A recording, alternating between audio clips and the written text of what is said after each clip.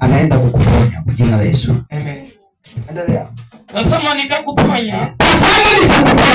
Siku ya 3 utapanda nyumbani. Siku ya 3 utapanda nyumbani kwa baba. Tena nitasitisha siku zako. Tena nitaongeza siku zako.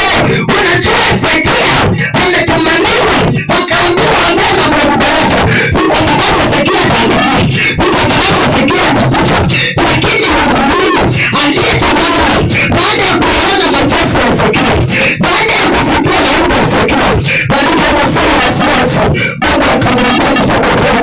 Na siku ya 3 utapanda katika nyumba ya baba yako.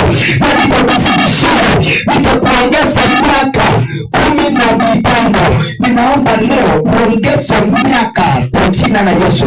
Na mambo yaliyokusumbua, mambo yaliyokutatiza leo yaishe na yafike mwisho katika jina la Yesu Kristo. Amen.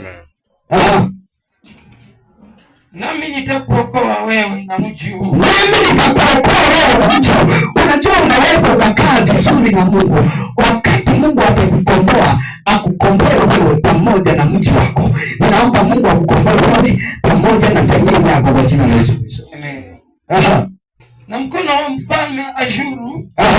Nami nitaulinda mji huu kwa ajili yangu. Hapo Maria anasema kwa mkono wa Mungu ataulinda huo mji. Ninaomba leo kwa mkono wa Mungu akulinde wewe, alinde jamii yako na yoyote atakayesikia sauti hii mahali popote atakapokuwa.